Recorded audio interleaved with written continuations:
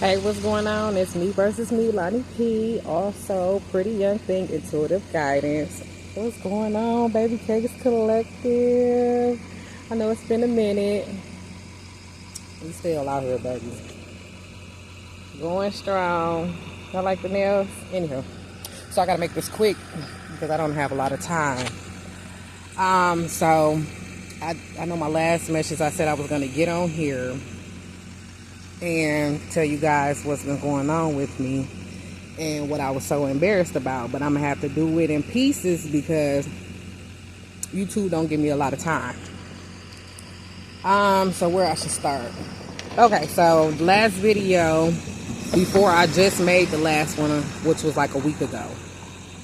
The video before that, I was sharing with you guys about my living situation and how I was being gang stalked by my neighbors and management and things like that, and they were upset that I was telling everybody on YouTube about their business and calling out names and stuff like that. So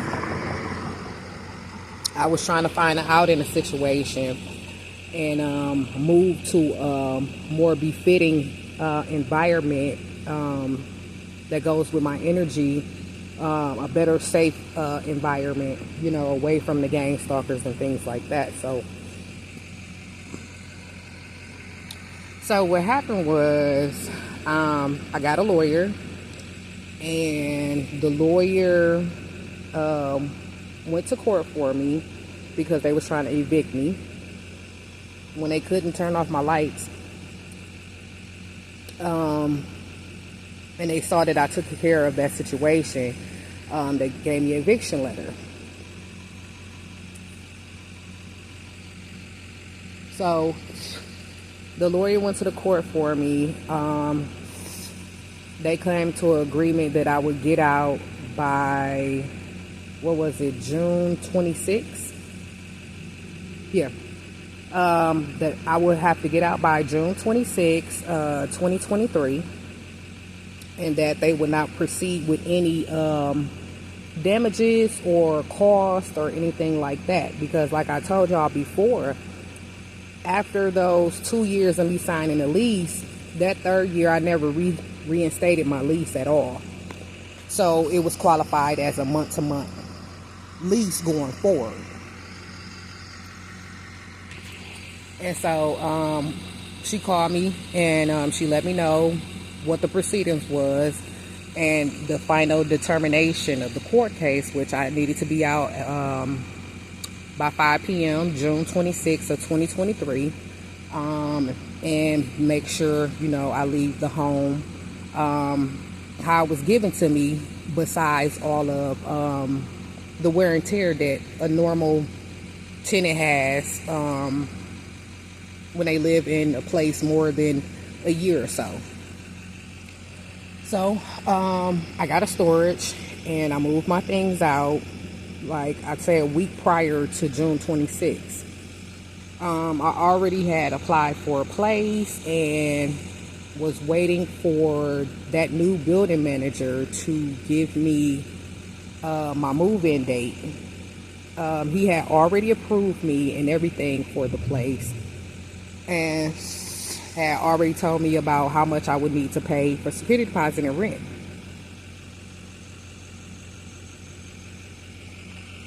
So I moved everything out and put everything in storage, and we stayed there up until June 26th at the old house that you guys saw, with the flowers and the picture behind me where my, you know, my little setup was.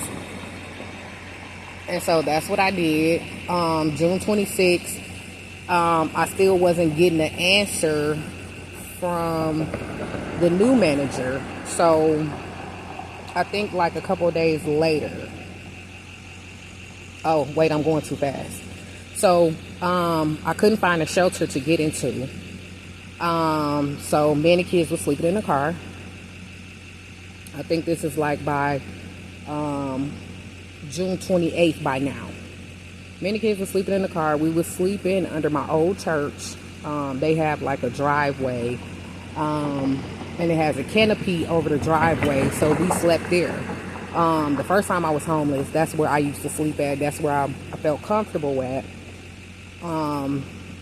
And no, I did not have no family or friends to run to, because this is the situation they wanted me to be in, because they was behind all the things that's been caused in my life, as far as me losing income, as far as me losing jobs, as far as me getting evicted, as far as me not getting housing, as far as me not getting certain jobs, because they didn't want me to have anything.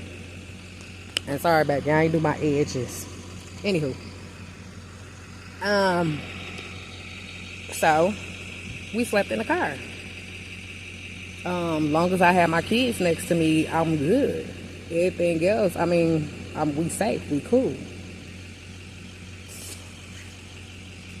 So,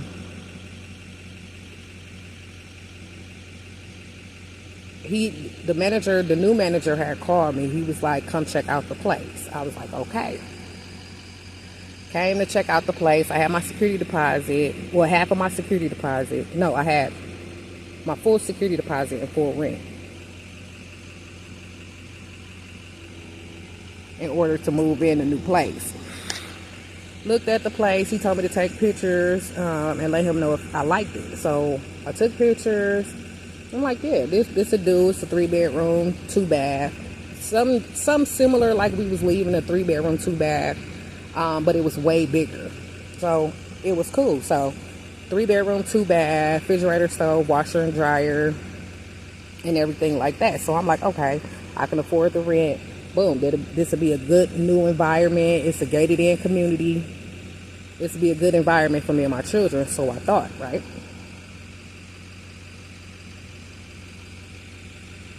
So we didn't get the keys exactly that day, and I didn't pay him the rent or the security deposit yet. I was holding on to my money so that I would be able to sustain the rent and the security deposit, because we needed somewhere to go. So we were still in the car sleeping. This is July 1st. Nope. This was June either 30th or 31st. Going into August 1st. No, I'm sorry. This was June 30th or 31st, if it goes up to those calendar days, because I can't look at the calendar right now. But it was going into July 1st. I'm sorry about that. So, that night, I didn't go to our sleeping spot until like 11 or 12 o'clock. So I could make sure wasn't nobody following us, or the gang stalkers wasn't following us or whatever. So we got there or whatever. Boom. I put on our little meditation music so we could fall asleep or whatever the case may be. And, everything was good until my daughter woke me up. Because my daughter was sitting next to me, and my little baby was in the back seat. I had him strapped in, and he had a blanket and pillows or whatever, and his shoes was in the back seat of the car. And she like, Ma, we need to use the bathroom. And I'm like, okay. So my little baby, he was woke too as well. So we went to the gas station and used the bathroom or whatever the case may be. Made sure we used the bathroom, wash our hands and stuff like that. So I noticed before we had left to go use the bathroom that, people had been peeking out the window from the house that was behind, or on the side of the church we were sleeping at.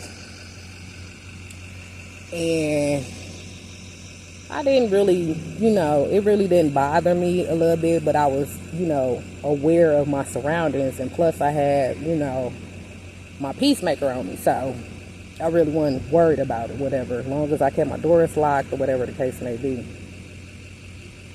And so, we went to the bathroom. I noticed a vehicle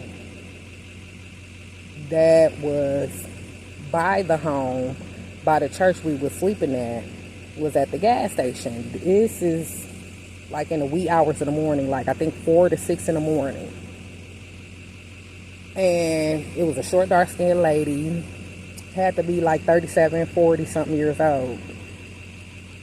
And she was looking around. She grabbed some blunt wraps and got in her car. So, okay, boom.